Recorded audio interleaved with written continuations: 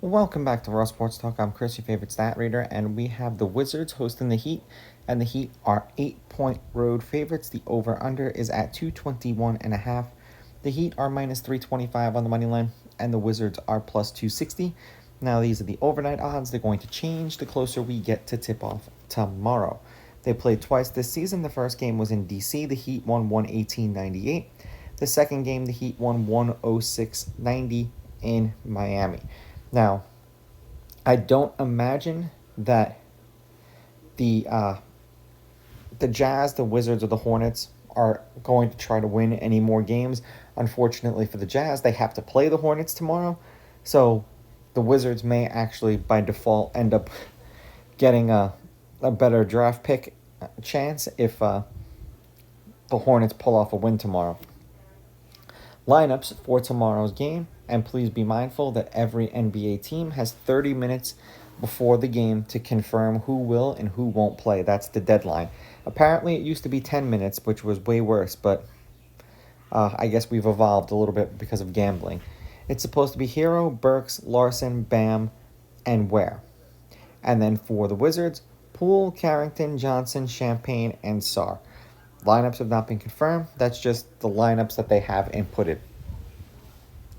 Head-to-head, the Heat are 7-3 against the Wizards in their last 10.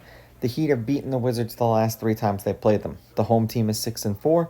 The favorite has won and covered the last 2. The favorite is 8-2 on the money line. However, the underdog is 6-3-1 against the spread. The under has hit in their last 2 meetings. The over-under is 5-5, and the under at 221.5 is 7-3. The Heat are 4-6 in their last 10, 6-4 against the spread, and the over-under is 5-5. They've won and covered their last 4 games. They've covered the last 6 games that they've played. There was a total of 227, 198, 234, and then 213 points. They beat the Hornets by 17. Then they beat the Warriors by 26, and I believe Curry didn't play in that game. They beat the Hawks by 10. I don't think Young played in that game. And then they beat the Sixers by 23. So the last 4 games that they've won and covered, basically they played teams, and I'm not trying to be disrespectful to the Warriors without Jimmy Butler, without Steph Curry. However, there is a clear difference with him and without him on the court. So you see kind of the opponents that they played that were kind of banged up.